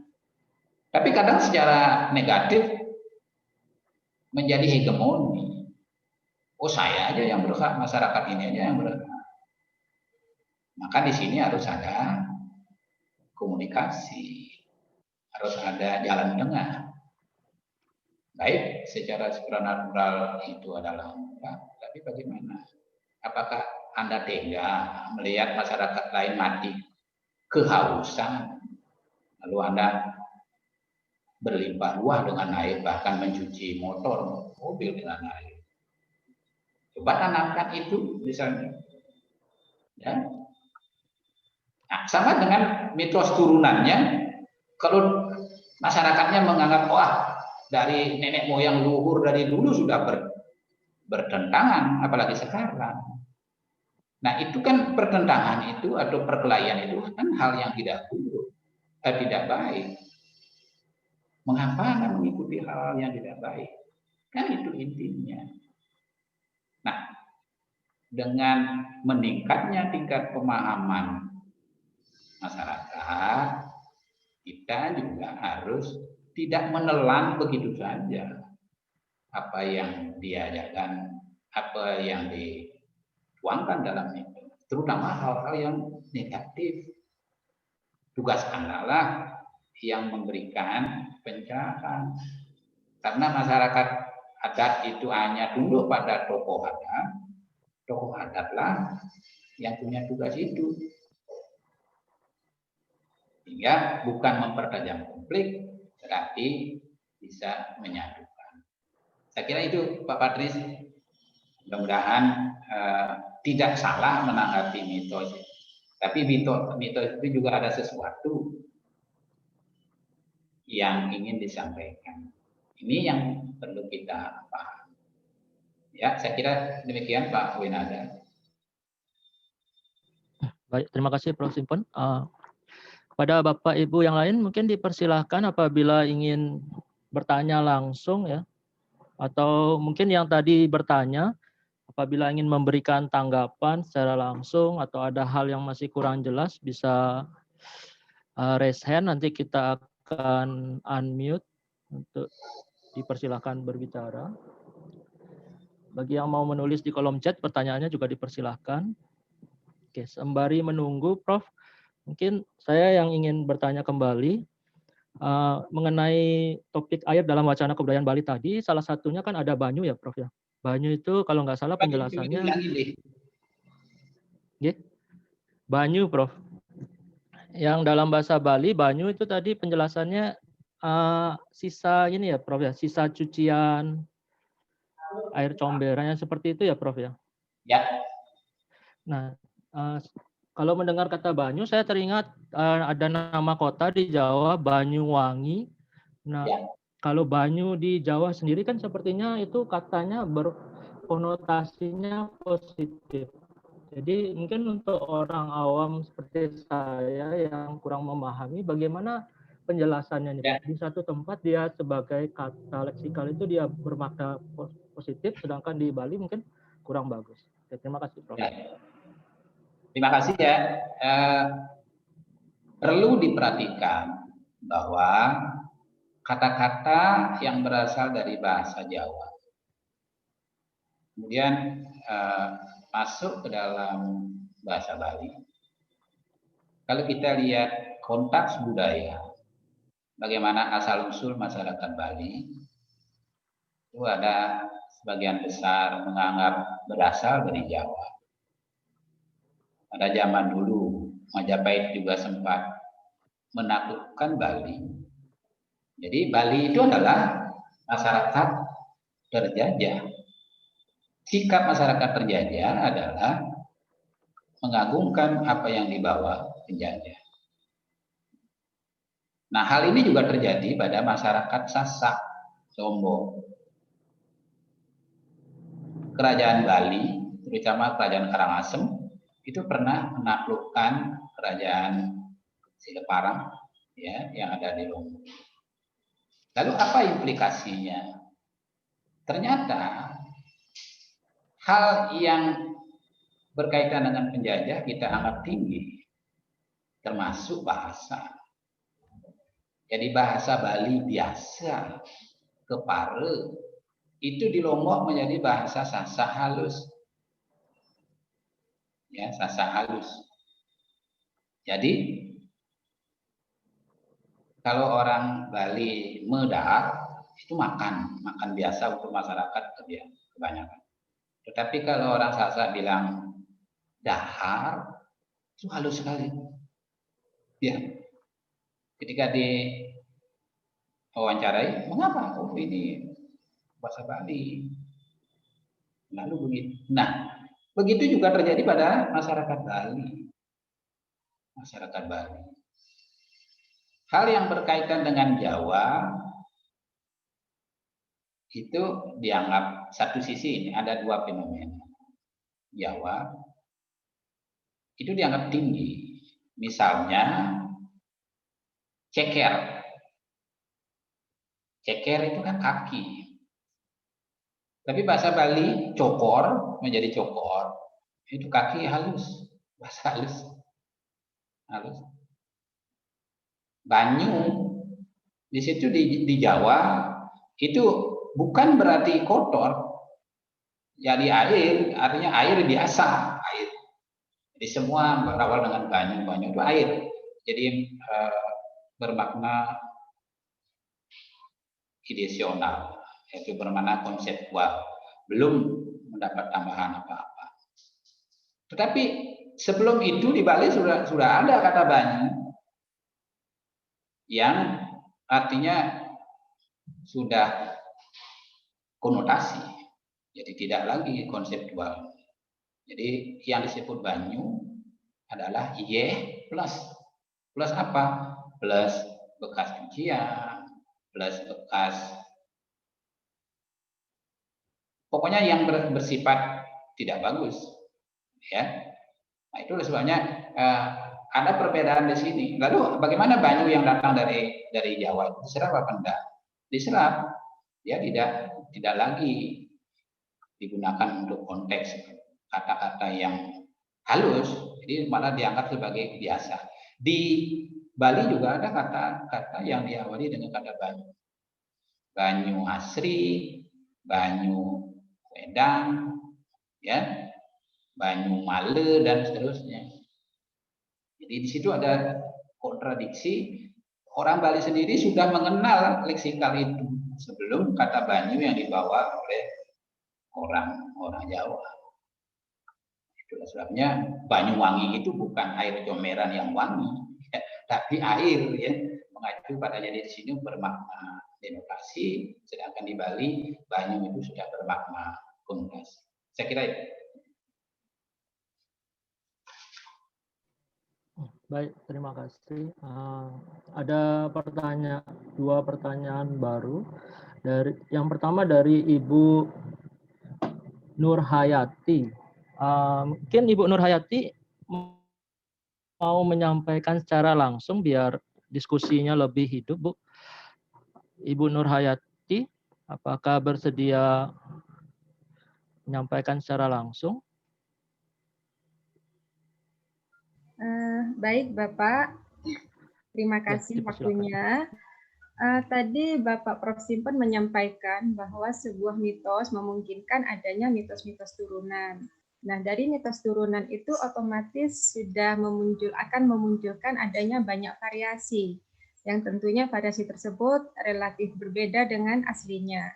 Ketika kita menelaah sebuah mitos untuk kajian linguistik antropologi misalnya atau kajian-kajian lainnya yang terkait, tentunya untuk menginterpretasikan sebuah data, untuk menentukan keasliannya, apakah itu diperlukan untuk membandingkan antar mitos turunan yang ada, karena ketika ada mitos turunan, tentunya kita juga akan kesulitan menentukan yang mana yang asli dan yang mana yang turunannya. Begitu, Prof. Simpen. Terima kasih.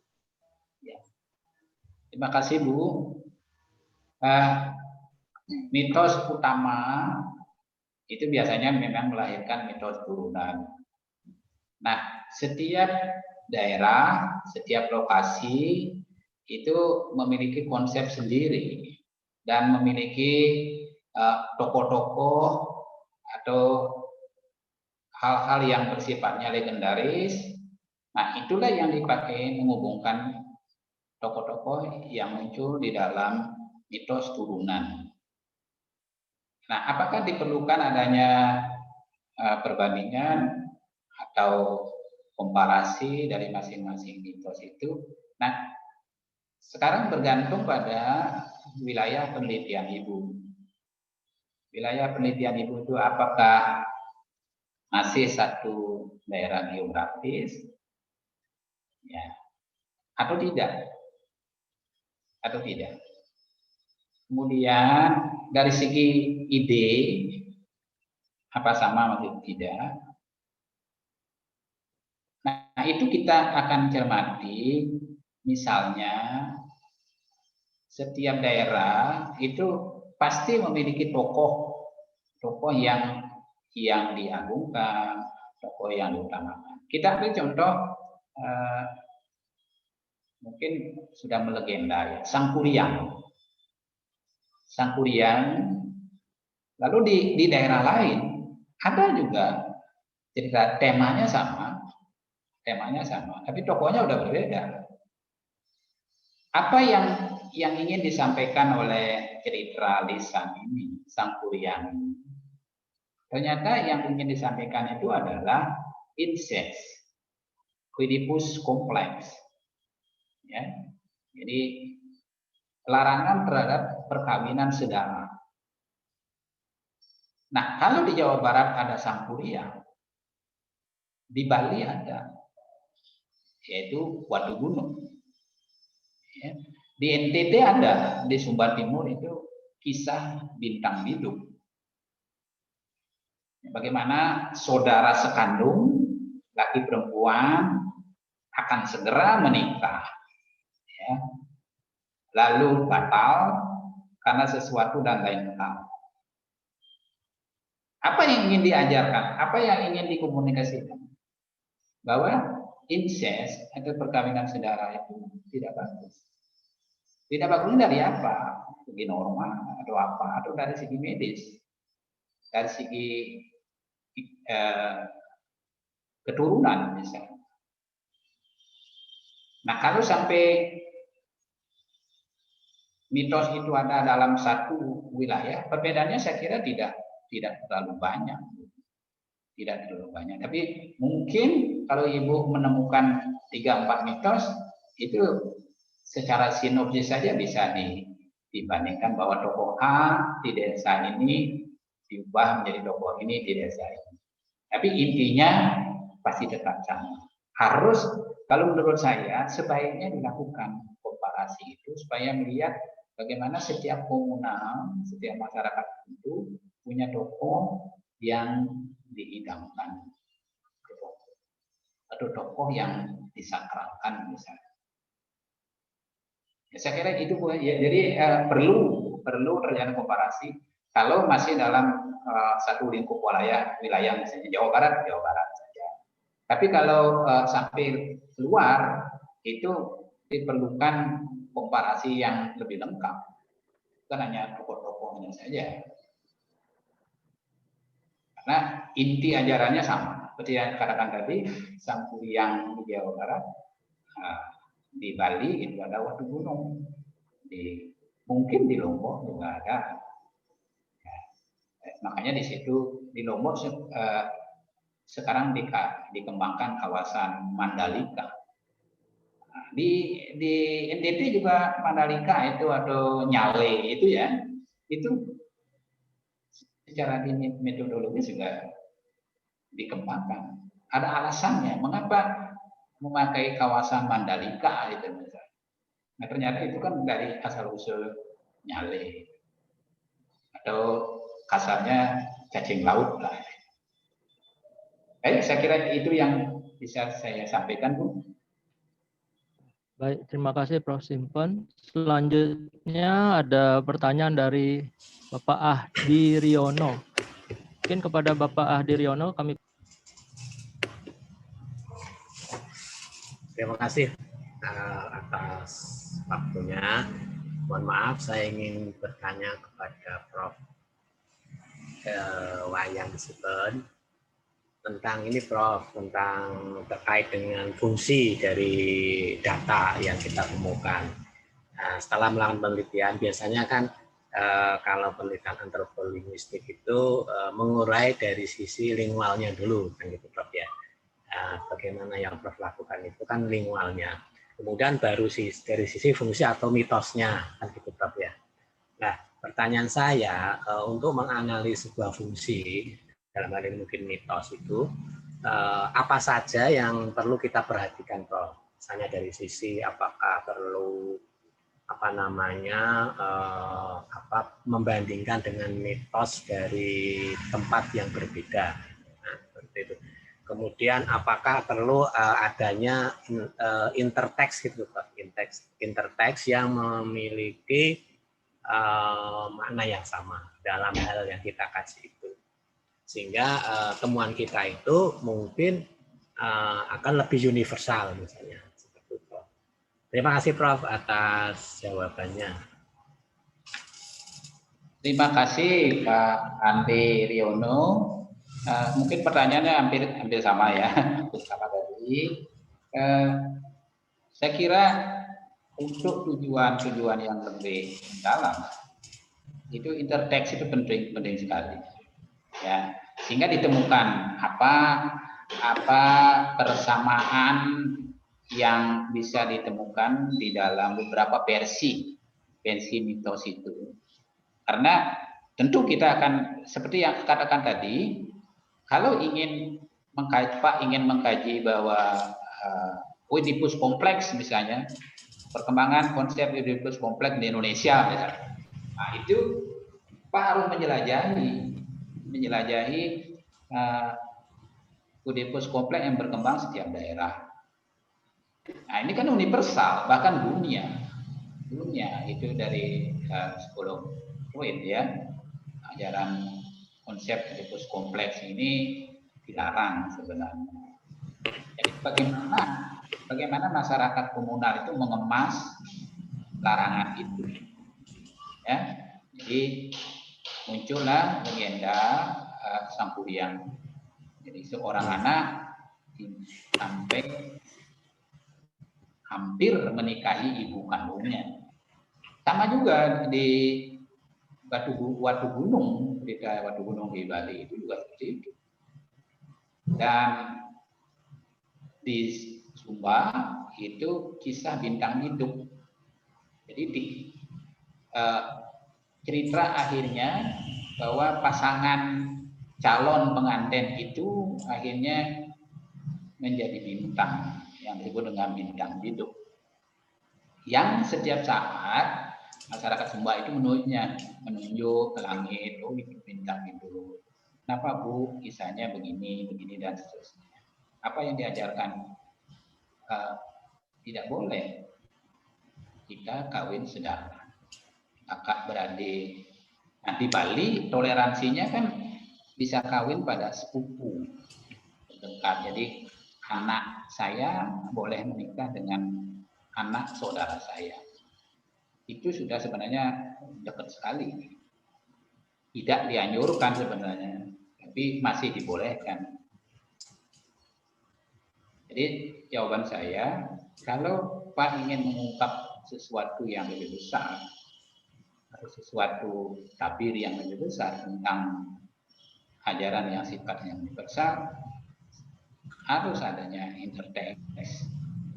Jadi harus ada beberapa teks yang dibandingkan sehingga Bapak mendapatkan nilai-nilai yang universal yang mewakili semua umat manusia. Saya kira itu Pak ya. Jadi silakan saja melakukan interteks.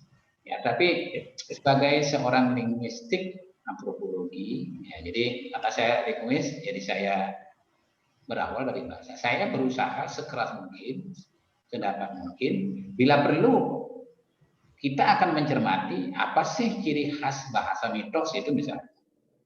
Di mana kekhasan, spesifikasi mitos itu mengapa harus begitu? Mengapa harus ada kata konon misalnya di awalnya ya? Konon bla bla bla dan seterusnya. Terus bagaimana tokoh-tokoh itu? Ya, bagaimana tokoh-tokoh itu tentunya dari segi linguistik. Jadi kita tetap berorientasi pada kita. Oleh sebab itulah tilikan saya terhadap leksikal air ini saya bagi menjadi 4 kategori. Leksikal itu macam-macam, ini mungkin hanya sekilas di sini bukan hanya bentuk itu, bagaimana dia berinteraksi dengan bentuk lain, bagaimana dia ke depan dalam tataran sintaksis, konstituen apa yang bisa ada di atas, di depan air, di belakang air, dan seterusnya. Apa makna lain dari air mengganti konstituen itu dari tataran sintaksis itu masih memungkinkan untuk galian-galian seperti itu. Saya kira itu Pak ya. Terima kasih Pak Andi. Terima kasih Prof. Boleh Prof menambahkan sedikit Prof? Silakan Pak, silakan, kita bebas di sini, kita saling. Ya Prof, makasih Prof. Nah ini Prof, tadi kan dikatakan bahwa mitos itu kan sebetulnya cara berkomunikasi sebuah masyarakat, gitu ya Prof ya, atau bahasa kan gitu Prof, menurut Large gitu ya Prof. Nah kemudian di masyarakat modern ini itu mitosnya kan menjadi populer gitu Prof. Dulu kan mitos mungkin sumbernya cerita-cerita ya Prof ya, cerita-cerita legenda atau cerita-cerita yang berkaitan dengan terjadinya sebuah daerah dan sebagainya. Nah, kalau mitos dalam konteks modernisme, Prof. Nah, misalnya terkait dengan budaya pop misalnya ya. Sekarang itu kan misalnya muncul apa namanya kata-kata yang berbau apa namanya misalnya mengutarakan sebuah nilai-nilai tertentu misalnya dalam masyarakat. Kemudian dibuat semacam pernyataan-pernyataan. Nah, kalau kita lihat dari si teori mitos itu, Prof, untuk yang kontemporer atau yang modern seperti itu gimana, Prof? Itu metodenya atau caranya. Terima kasih, Prof. Ya. Mungkin saya hanya berbukti tadi pada mitos yang sifatnya tradisional. Jadi tradisional berkaitan dengan sesuatu, tapi sesungguhnya secara modern sudah berkembang sebenarnya. Sudah berkembang mitos-mitos yang saat ini sedang berkembang di masyarakat, mewarnai masyarakat modern selama ini. Nah, ini juga memerlukan pemahaman kita, sikap kita, karena misalnya yang kita sebut sebagai mitos modern misalnya, seringkali kita misalnya kalau sebelum berangkat atau sebelum berangkat kerja, kita tentunya melakukan hal sesuatu atau sesuatu apa, itu hanya mitos gitu misalnya. Jadi seringkali hal-hal yang berkaitan dengan kehidupan praktis, kalau itu tidak dipercayai, itu dianggap mitos akhirnya. Apalagi hal-hal itu merugikan misalnya. Wah, kita tidak enak kalau kita berangkat bertiga. Harus ada temannya satu misalnya, supaya genap. Karena seringkali kalau berangkat bertiga itu silakan misalnya. Nah, itu mitos misalnya. Benar begitu atau tidak? Nah, itu ada juga anggapan kalau kita berangkat satu keluarga full, anak cucu semua berangkat, itu juga dianggap mitos. Jangan mitos karena biasanya kecelakaan itu akan merenggut semua, tidak ada sisanya itu misalnya. Itu juga mitos. Tapi sekarang juga pemanfaatan teknologi modern juga. Ya kan sering juga dimitoskan itu, sering dimitoskan. Jadi kalau tidak menguasai ini, atau tidak mahir dalam hal ini, dianggap kurang adol misalnya. Nah, ini memerlukan kajian baru bagi kita seorang linguis atau dari antropologi, lebih memahami mitos yang berkembang besar di dalam masyarakat saat ini, bukan hanya berorientasi pada mitos-mitos yang sifatnya tradisional. Saya kira itu. Silakan Pak ya, silakan mungkin Bapak memulai penelitian itu ke hal-hal yang sifatnya modern, tapi dimitoskan oleh masyarakat. Saya kira itu Pak ya. Ya Prof, menarik sekali Prof. Nah, biar apa kesannya kan kajian antropologi selama ini itu kan kalau di mahasiswa itu kan Prof. Ya, kesannya itu membahasnya yang klasik-klasik gitu. Gitu, Prof. Yang kontemporer yang justru yang saat ini kita hidup itu malah luput dari pembahasan itu gitu. Ya. Terima kasih, Prof. Baik, terima kasih Pak Ahdi Riono atas pertanyaan dan tanggapannya. Kepada Bapak Ibu yang lain, mungkin kalau masih ada, jadi menjelang 10 menit terakhir, apakah masih ada yang ingin ditanyakan mengenai linguistik antropologi kepada Prof. Simpan?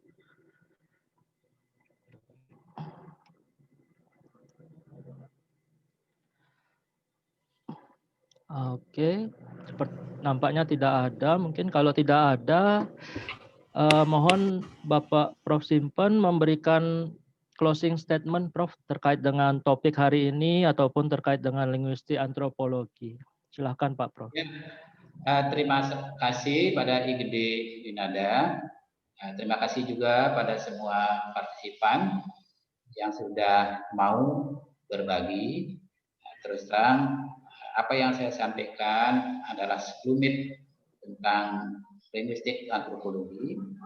Jadi apa yang dilakukan kalau Bapak dan Ibu tertarik pada bidang ini, kemudian apakah ada bedanya linguistik antropologi, antropologi linguistik, etnolinguistik, linguistik budaya, dan seterusnya, itu sesungguhnya tidak terlalu signifikan perbedaannya.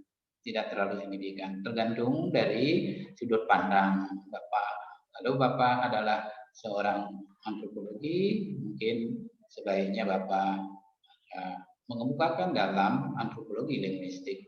Tapi kalau seorang linguis, sebaiknya mementingkan linguistiknya. Tapi apa yang bisa dilakukan terhadap fenomena di masyarakat, jadi salah satu hal-hal yang berkembang di masyarakat itu bisa dikaji, karena praktik berbahasa itu juga cerminan dari praktik budaya.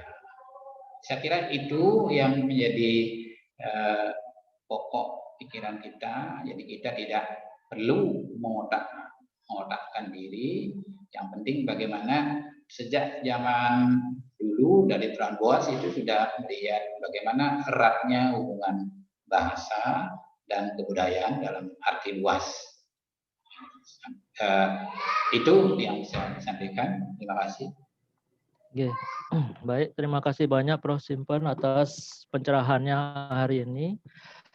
Untuk selanjutnya sebagai penutupan, saya kembalikan kepada Ibu Katarina Sukamto ya untuk menutup. Ibu Katarina, saya persilahkan. Terima kasih Bapak Ibu sekalian. Baik, atas nama Masyarakat Linguistik Indonesia, kami menyampaikan banyak terima kasih kepada Prof. Wayan Simpen yang telah berkenan berbagi pada kuliah daring linguistik pada pagi hari ini.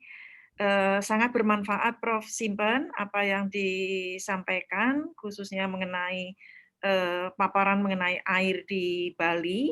Mohon maaf tadi saya terlambat masuk ke acara ini karena ada rapat. Ya.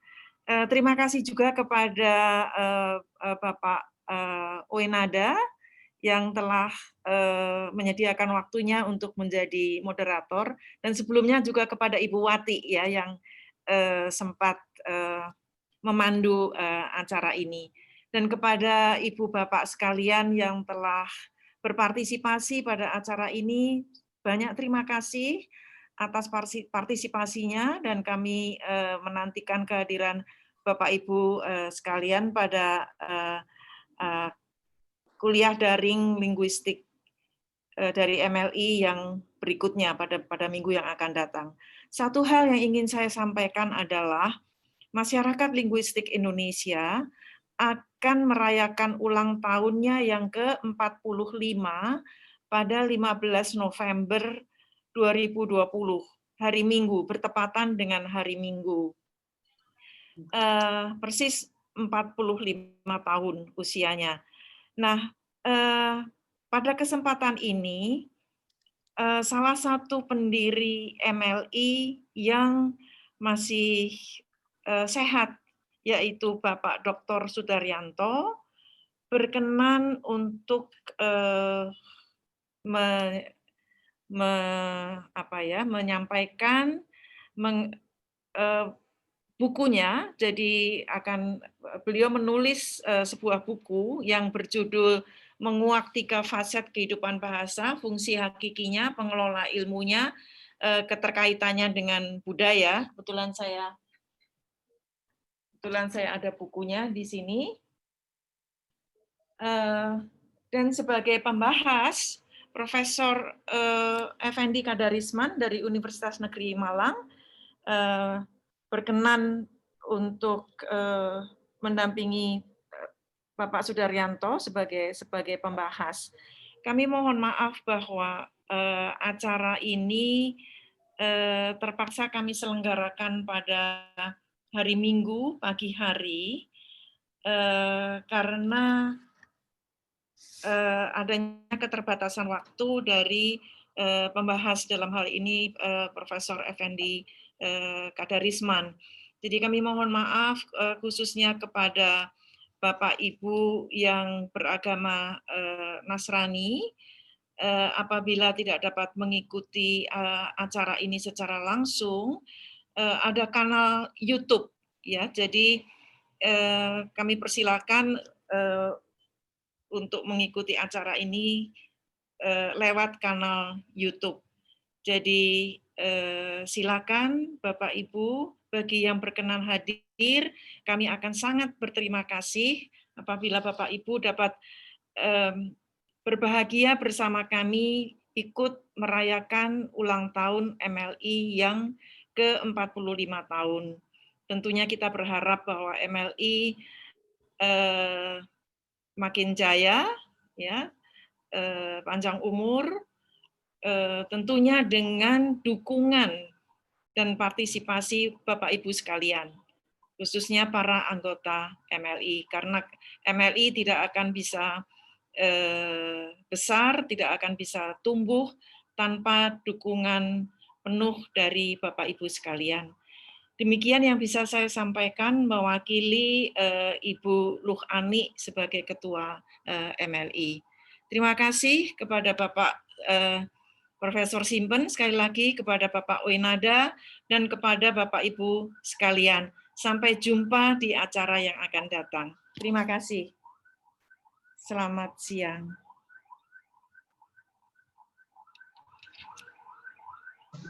Terima kasih.